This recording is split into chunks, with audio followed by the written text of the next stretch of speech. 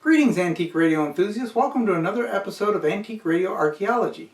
Today we begin our third and final part in the three-part series on the Chelsea Super 5 restoration video. Now, in this one I'm going to begin with the restoration of the case. I do run into some problems that have to be resolved, and we're going to address those right away and then keep moving forward. And then once the case gets completely restored, we still need to test the tubes out, put them in the radio, fire it up, test it out, make sure everything's working, get it in the case, and then do a final checkout before we ship it off to the customer. And then of course we're going to introduce you to who that customer is at the very end of the video. Okay.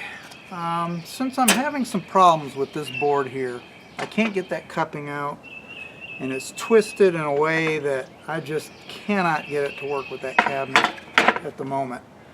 And this is going to take a while, so in order to go ahead and move forward on this project, what I'm going to do is use a board from another radio that I have. This one needs some repair too, but not nearly as bad. It's got a corner here that's taken out, and this corner here needs a little bit of work. So what I'm going to do is do an epoxy repair on this corner, and I use this stuff called Quick Wood. It's just an epoxy that you mix together by kneading it first, and you do it until it gets to be a nice uniform color.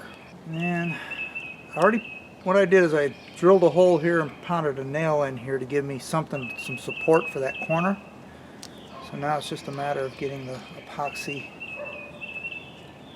mashed into that corner there really, really well.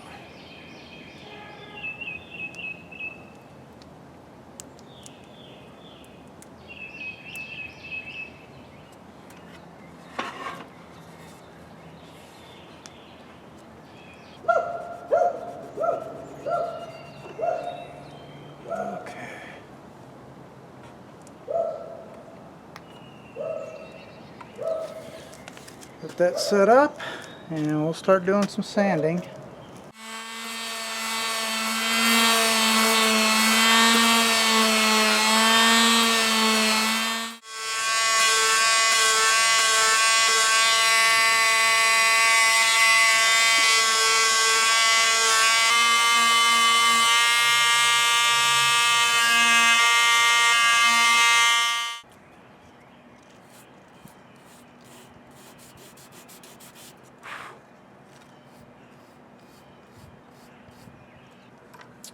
Alright, keep working on that.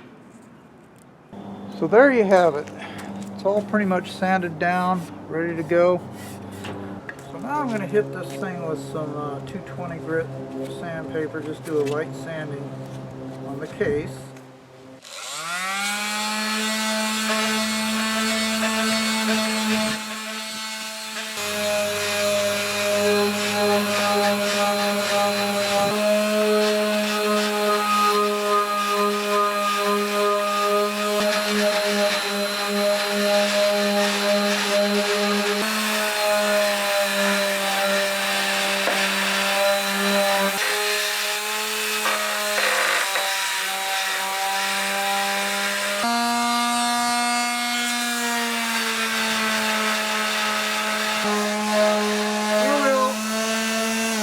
Doing here is taking off the glue that was on the previously.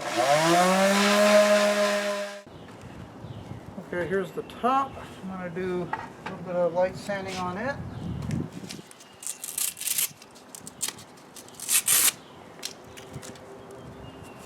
Back to my 220 sandpaper.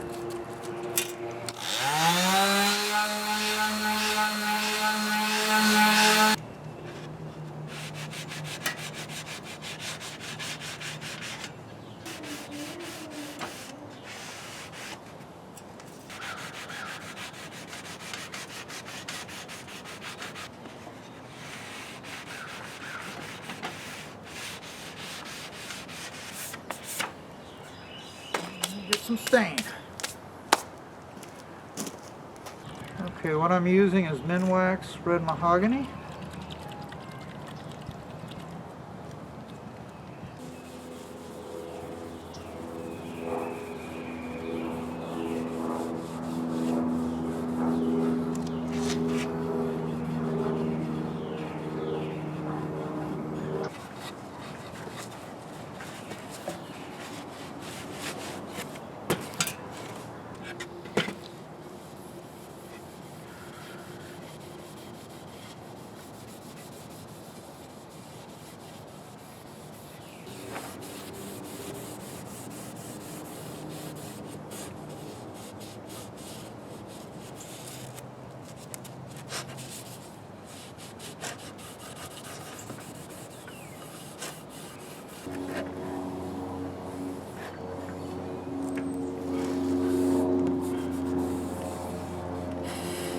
Alright,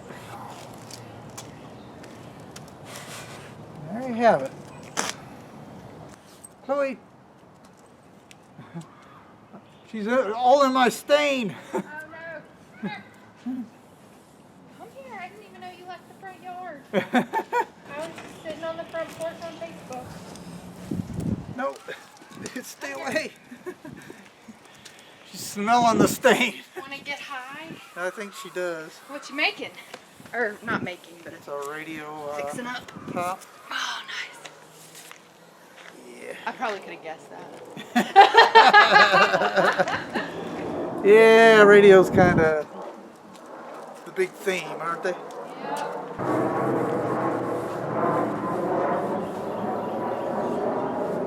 For the base, I'm going to use a darker stain. This is called Jacobine.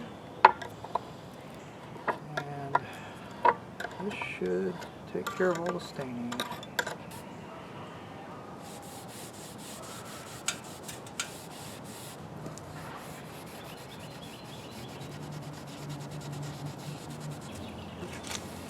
Okay. Take care of that for the moment. Alright, now I'm going to try and color match this edge here. I'm just going to use some acrylic paint. A little bit of brown and a little bit of black. See what we can do to color match this. Obviously the brown's a little bit too brown.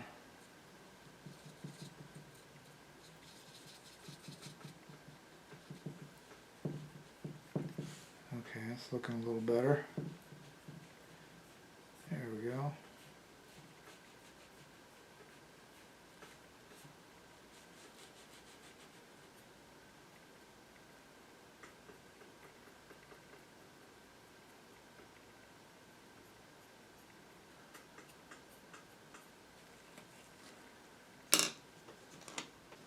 Alright, so I'm going to go ahead and get a little more stain going here.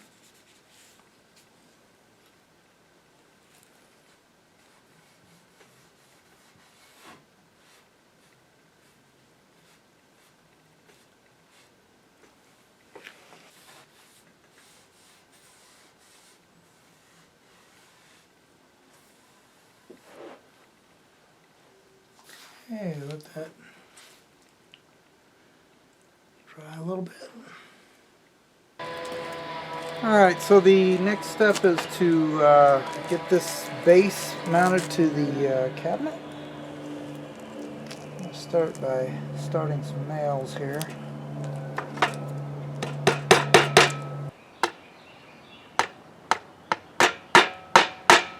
Alright, got the nails started. I'm going to have to put them later. What I want to do is use some glue.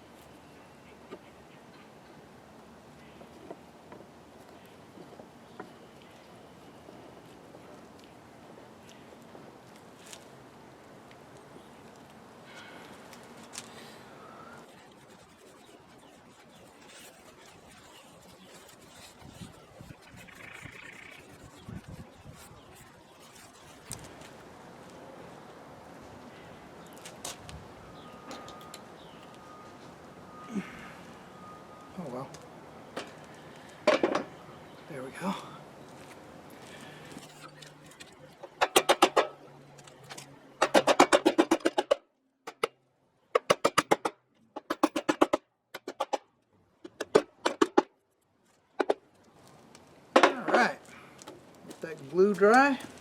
Okay, now I'm at the point where I really need to get started on this cabinet. The bottom's been glued and nailed on here. Everything's been stained. I need to get the first layer of shellac on it. Now what I'm going to do is start with the bottom, mainly because I just need to seal the bottom, really. I'm not too concerned about what it looks like. So what I do need to do is I need to thin this down a little bit.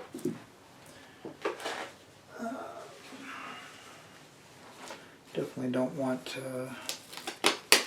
This is a 50-50 mixture in the can, and that's just a little bit too thick for what I'm trying to do. So let me go ahead and... it's already been shaken up, so... a little bit in here. More than enough. Okay.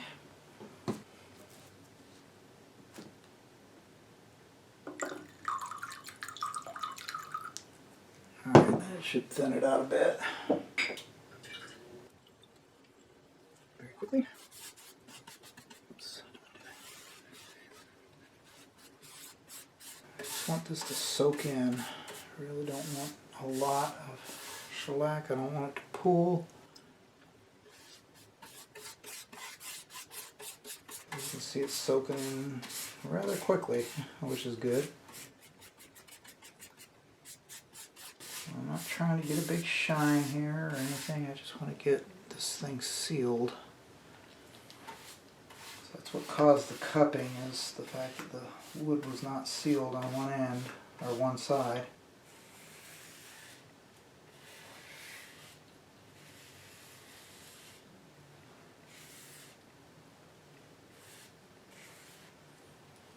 Dry a little bit. While that's drying, I'll go ahead and get the top here.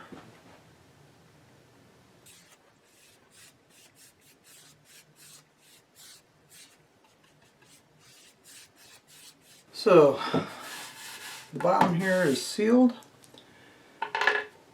I'm going to put some feet on it. These are little rubber feet that I picked up years ago. I don't know if you can even get them anymore. Hopefully I can find some more, because they are very, very useful. So all I'm going to do is pound these in. These are pretty much what the original radios used.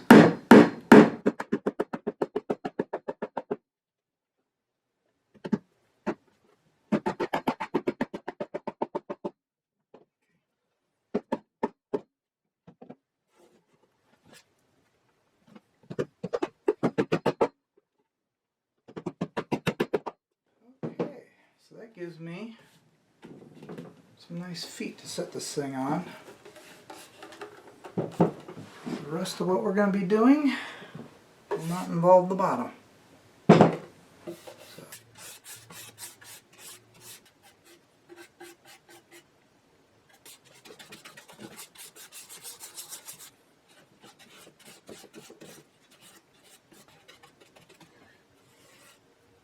Okay.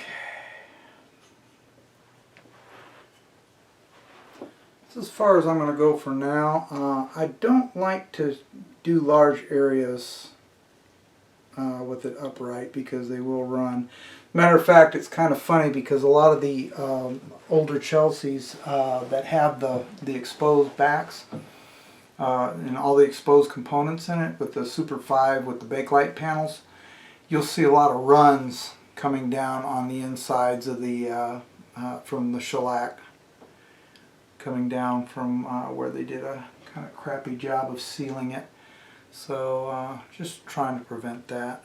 But I definitely don't want to do it on the back, so I'm going to wait till this all gets somewhat cured, and then I can do the back and probably do a couple more coats and sand it down a little bit and start French polishing the exterior, because I want to get that looking pretty good.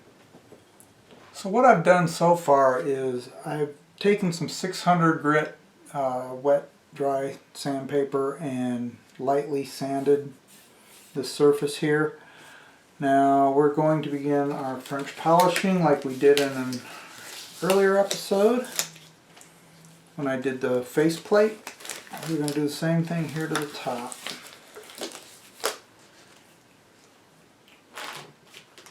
Got my little rubber. I've kept it in a plastic bag and I've kept it moist with alcohol so it's still kind of usable, or still is usable, nice and soft. Now I've got a nice rubber mat here to keep this from slipping and sliding around. I have no way of nailing this down to a board like I did on the faceplate, which I don't really want to do anyway.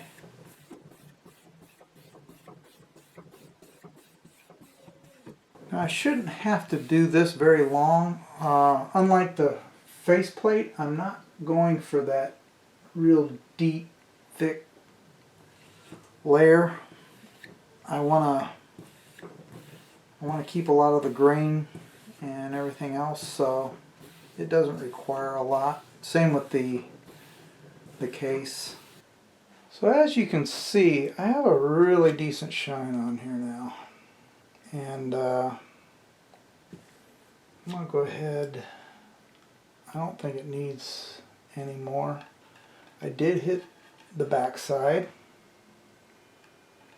which is going to be inside the cabinet, and I think that looks pretty good. I'm going to just leave it as is.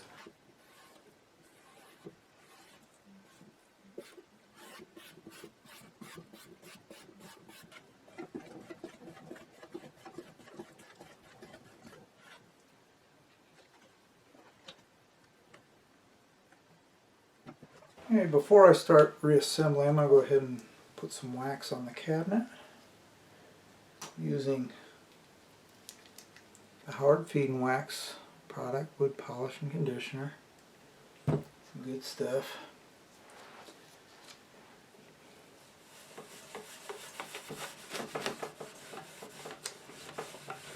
Okay, let that sit for about 20 minutes and wipe it down, and then we'll finish it up.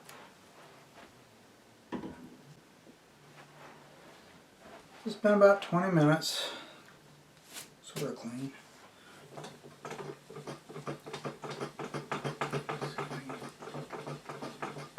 Nice. Okay.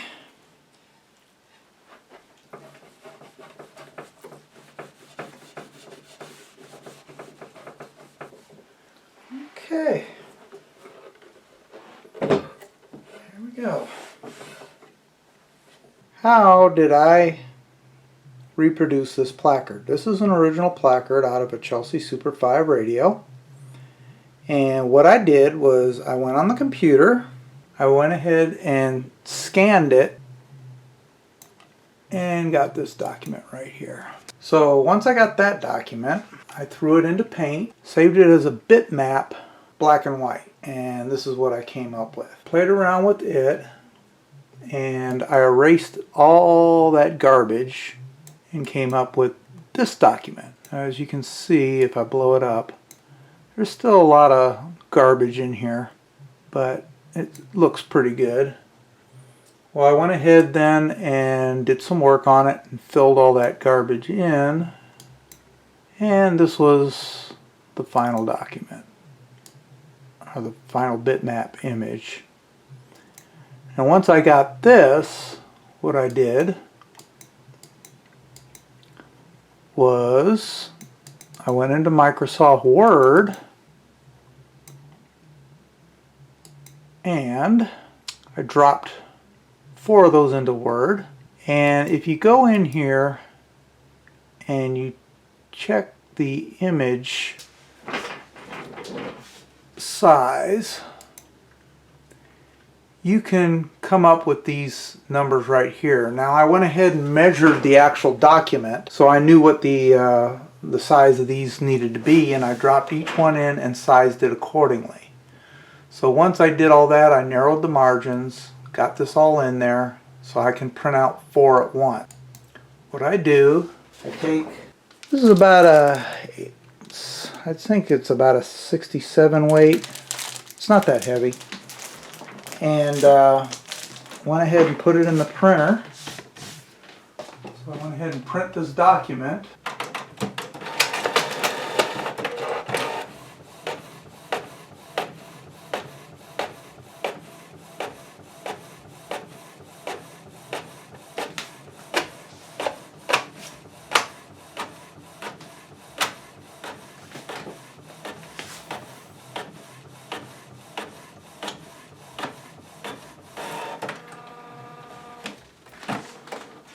And as you can see, I now have 4 of these placards, so I go ahead and cut them to size, and I get the final placard. Pretty simple, but it took quite a while to do. I'd say I worked for a couple of days on it, so that's how you make a reproduction of one of the Chelsea placards. So now I'm going to reassemble the cabinet. Now I've got the piano hinge, the catch, and all my screws were in a bag, so I kept them all together. Now there's 12 screws that are slightly rounded heads on them. There's 6 here, 6 go on the top. So that's for the piano hinge. These are flat on the top, and they're going to go here for the catch. And then I've got 2 little nails, or brads, and they're for the little Chelsea placard. First things first, I'm going to go ahead and get the piano hinge on here.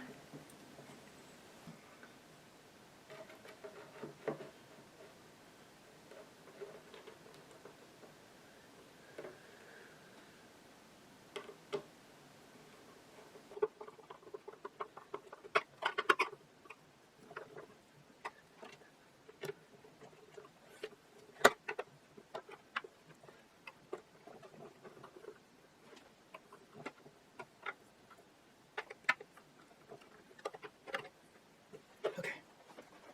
Now, get the top on.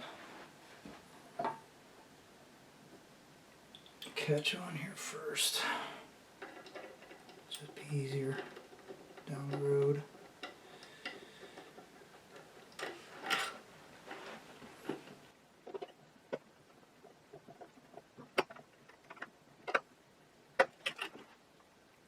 And actually, I'm going to do something else before I do the top.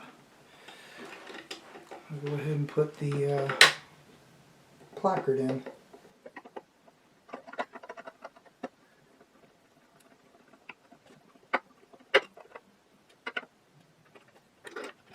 Alrighty.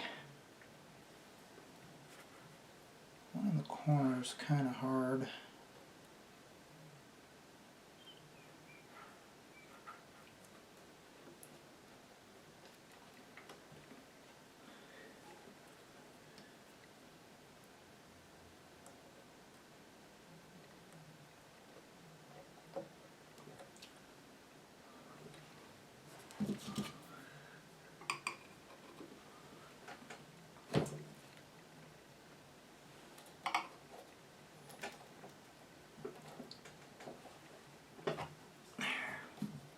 Really want to hammer it in there.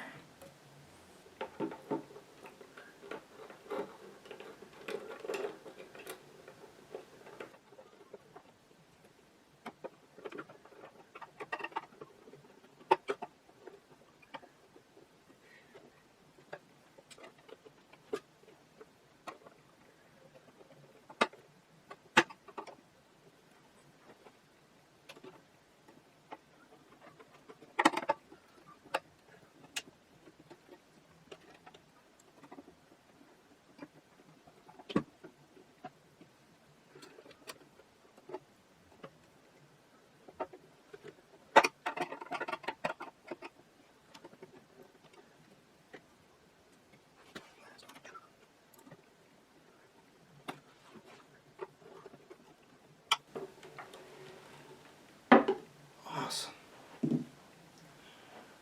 Okay. The catch on here.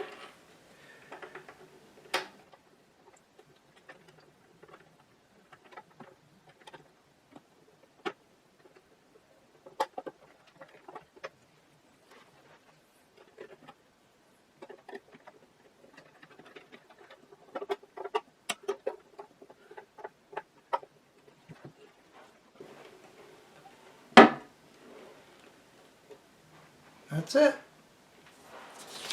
Before we get started on testing the radio, I need to find 5 good tubes. Now, these things came with 5 tubes originally.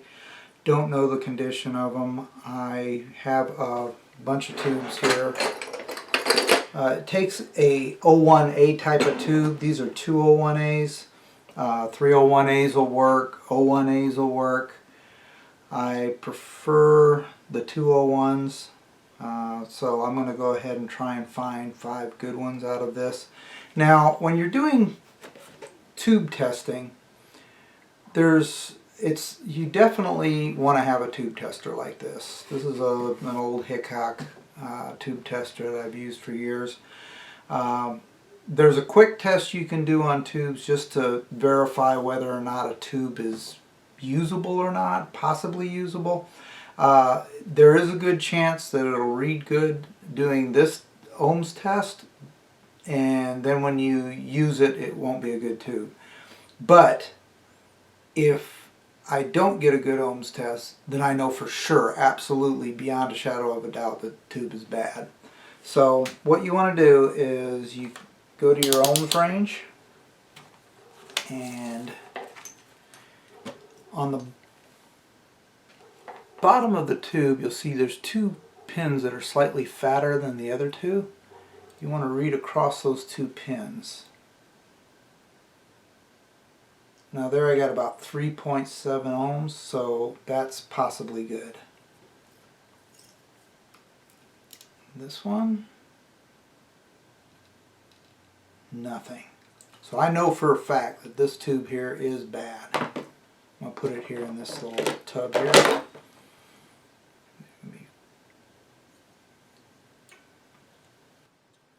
Okay, yeah. Something there. Yeah, that's something there. About 2 to 3 ohms, that's great. There's something there. Nothing. Okay, another bad tube. 2 ohms, 26 ohms. 27 ohms. 2 ohms. That one's reading capacitance. I'm pretty sure this one's bad. I mean, I can still test it, but I'm sure we're going to see that one's a bad one. So I know I have 4 that are possibly good. I'll go ahead and fire up the tube tester. Don't need this anymore. Alright, on the Hickok tube tester you have a little manual here, and it gives you some readings for the 01 tubes.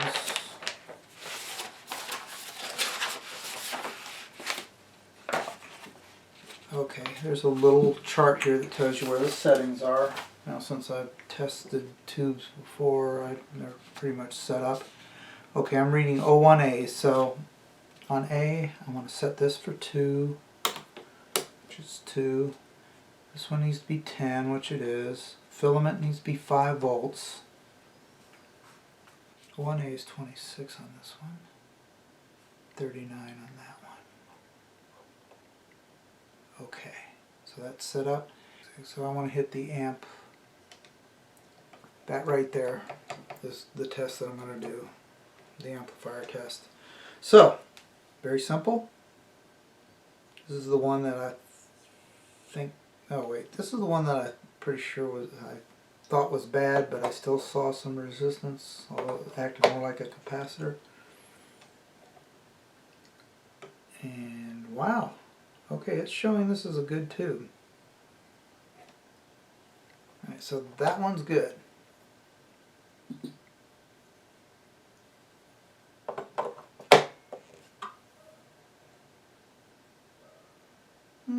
This one's not as good, but it is good.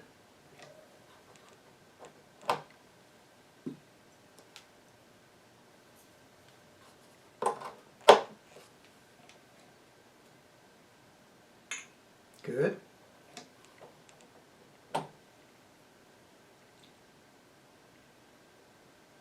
I should be reading in the 725 range up here, according to here.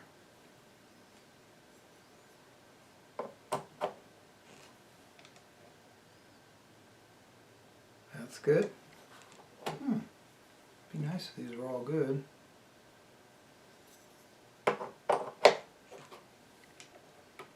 Ugh.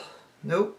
That one definitely is showing low mutual conductance, so that's a bad tube. That's where that resistance check can steer people wrong. They think they got good resistance, so they got a good tube. Not necessarily so. That one's good. So I've got 5 good tubes here. Good. Let's check these last 2. Ooh, nothing. I got filament. It's probably shorted inside. Okay, bad tube.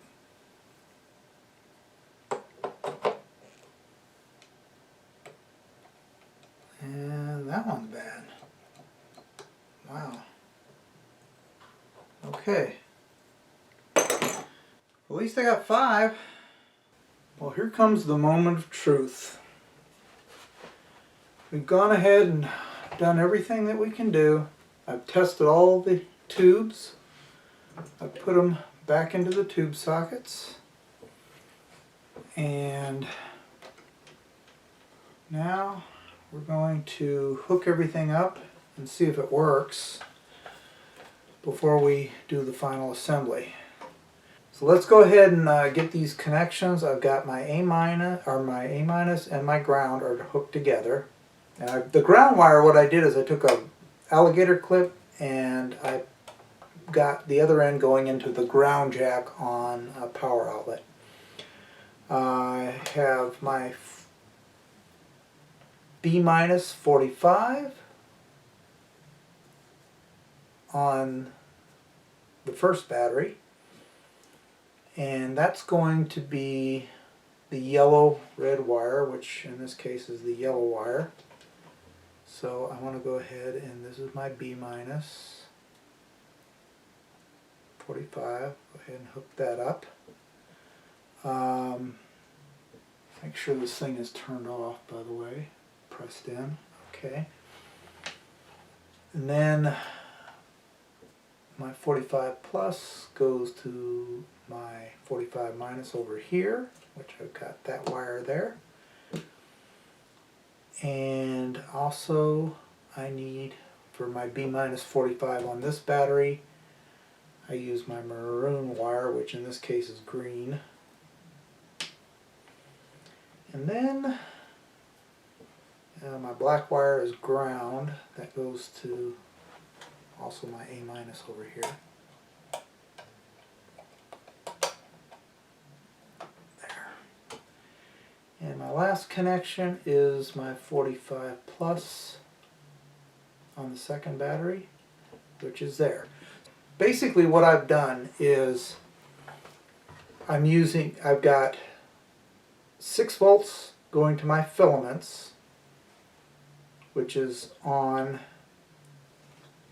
the yellow wire. I've got 45 volts going into the circuitry via the maroon wire, and I've got 90 volts going in via the red wire. And by the way, it will shock you. They're only batteries, but it will bite you if you touch any of the insides here. So always when you have this thing open, be very careful. Alright, so I'm going to go ahead and hook up my phone jacks.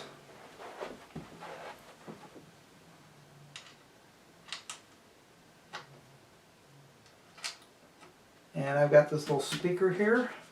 Just going to go ahead and hook that up. My speaker jacks. And let's turn this thing on. See what happens.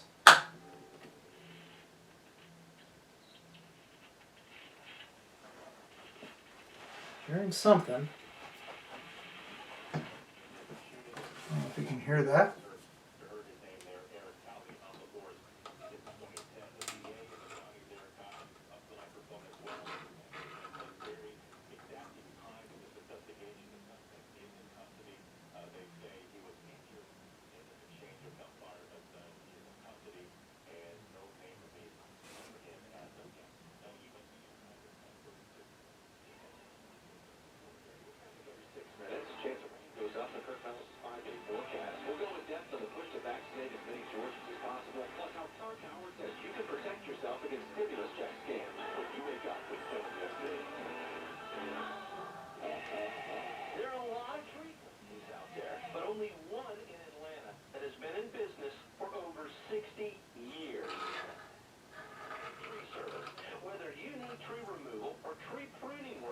The good news is it works. So what I'm going to do is go ahead and wrap this up. I'm going to play around with it a little bit, see if I can get a little more volume out of it. But it should be a little bit louder than this. Definitely working. There it is. My power switch.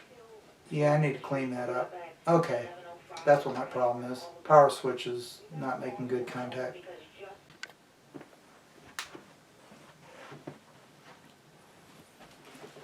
So the final step is putting the chassis in the cabinet.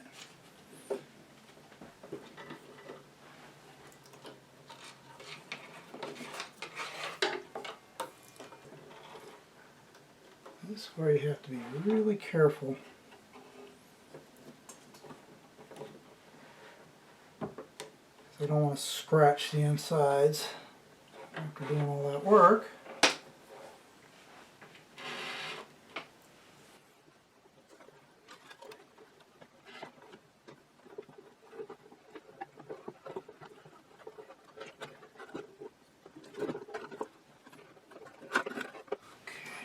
String relief there and there.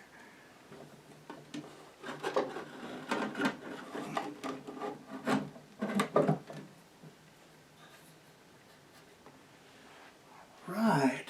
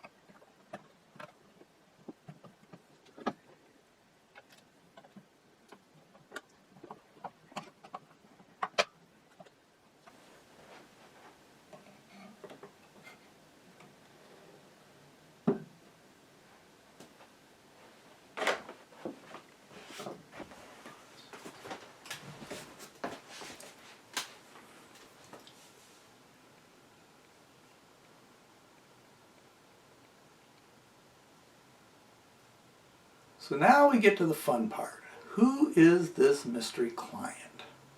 Well, let me give you a little bit of background on my connection with this mystery client.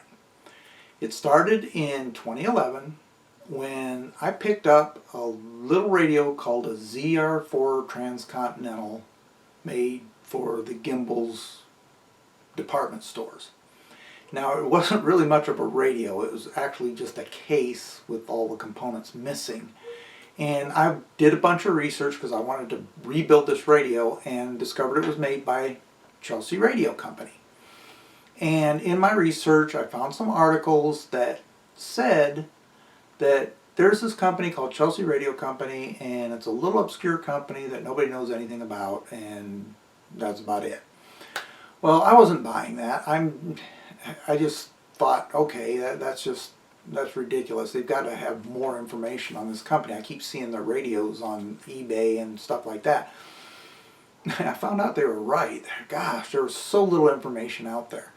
100-year-old information is not on the internet. It really isn't. It's in libraries. It's on microfiche. Sometimes that stuff gets loaded to the internet, but it's if somebody takes the time to do it. So that left me in quite a dilemma because I'm trying to find all this information out on this company, and the more I dug, the more dead ends I found.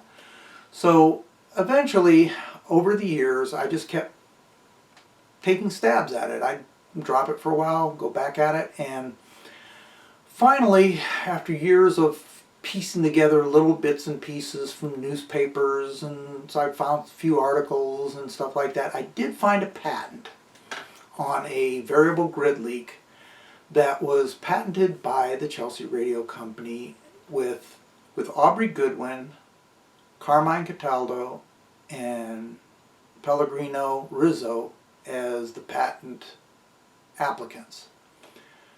So this patent was applied for in September of 1921, and it was granted in June of 1922. So I know that Chelsea Radio Company started in 1921. So that kind of all tied things together. Now, because I had that name, I did some more research. Through Ancestry, I found a name, Bevan. It was a lady that had mentioned an Aubrey Goodwin as what would have been her great-grandfather. And I got interested in trying to find a little more because it did say something about him being an engineer. So I contacted her through the website and never got a response.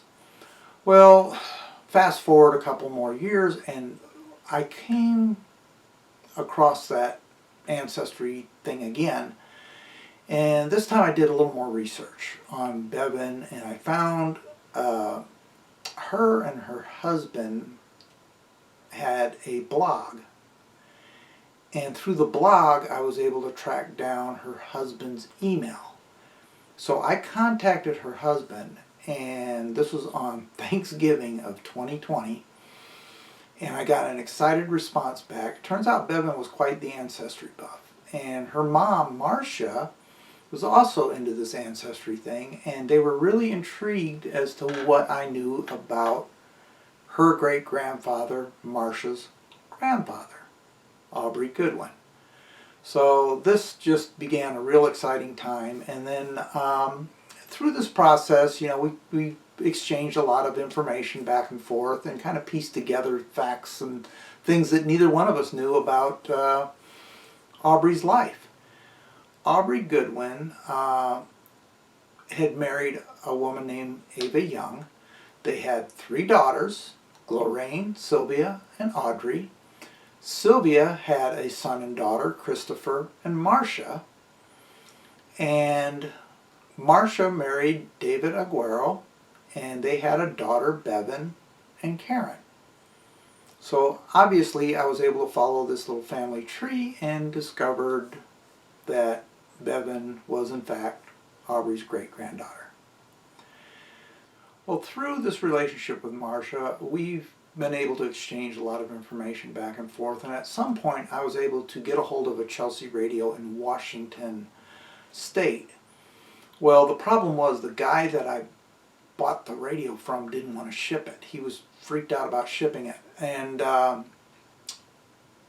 Marcia lives in Portland, and I was telling her about this, and she said, well, you know what, I can run up to the Seattle area. I go there anyway because I guess she used to live in that area. So she went up there, picked up the radio. Of course, this guy was real excited to meet the granddaughter of the founder of this radio that he had had in his family for years. And she wound up sending me the radio. Well, this is kind of repayment for that favor. So I went ahead and put together this Chelsea Super 5. And as it turns out, Marcia never owned a Chelsea radio. So this has now been delivered to her, and it's now part of her family. So here's a picture of Marcia, her husband David, their daughter Bevan, and of course the Chelsea Super 5 that we just restored. Well, I hope you enjoyed this journey as much as I did taking it. As you can see, radio restorations can be quite involved, and they do take a bit of time. It took a little over a month to do this, and as you can see, it's well worth the time and effort. I hope you all have the same experience in your restorations, and if you like the series, Please click like on all the videos. If you would like to see more videos in the future, then by all means subscribe to the channel. In the meantime, happy restorations and hope to see you again soon. Take care.